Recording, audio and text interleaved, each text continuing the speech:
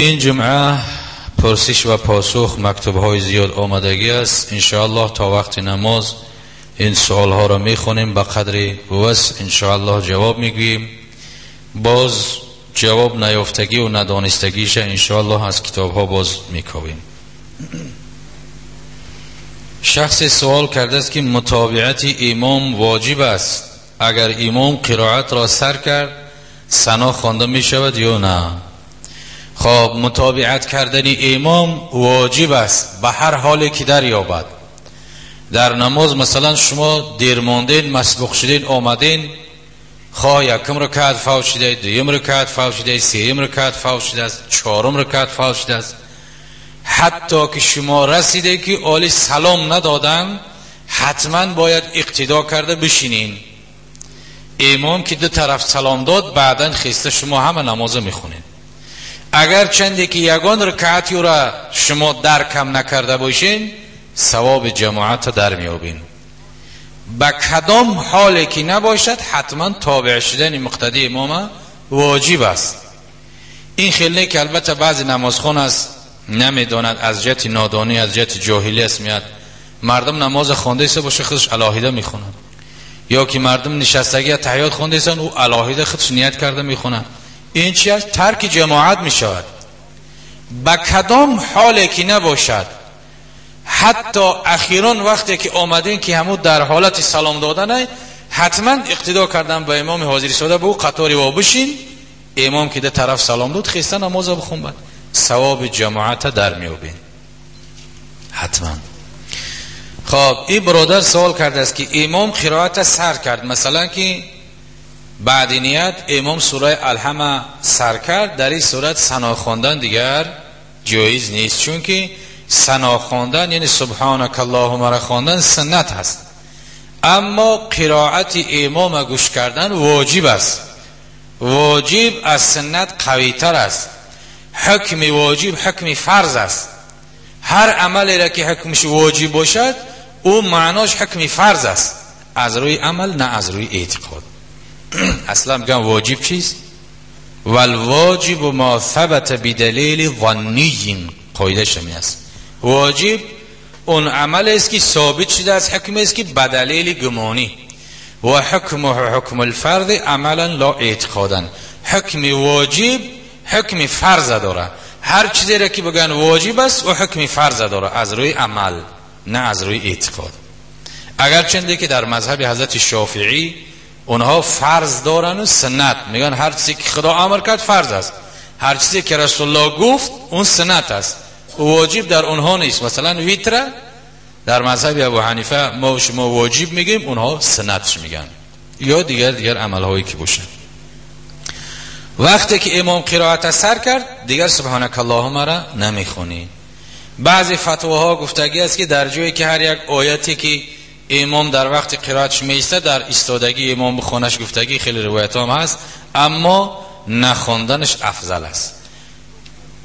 اگر مسبوق باشد اونی که مثلا یک رکعت یا دو رکعت یا چند رکعتی که او با امام همراه نشد، در وقتی که او از جوش میخیزه قرائت میکنه، حتما انا سبحانك اللهم را میخونه، اعوذ بالله و بسم الله گفته قرائت میکنه.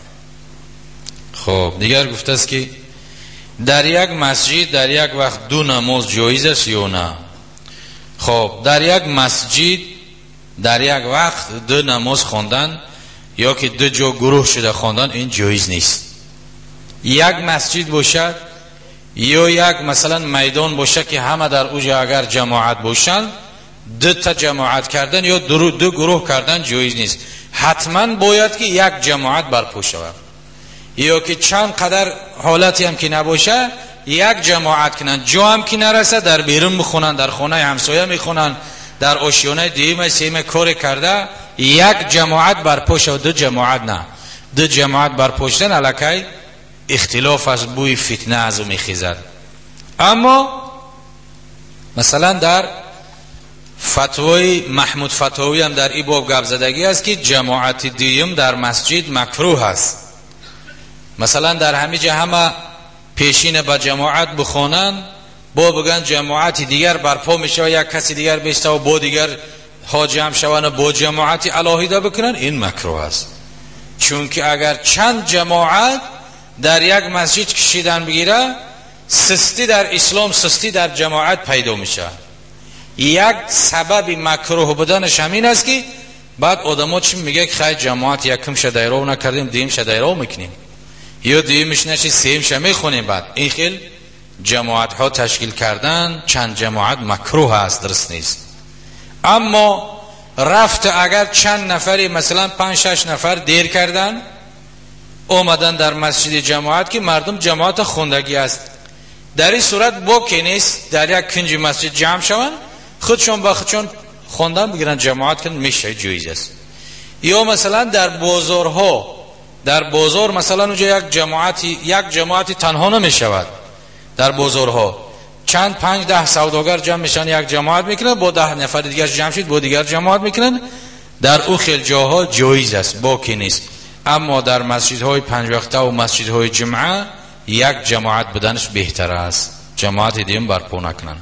رفت اگر دیر مون میلش خوندنش جایز است. دیگر گفته است یک جماعت آمد که فرض نماز را خوندن، یکی از آنها پیش درآید، میتواند بلند قرائت کند یا نه؟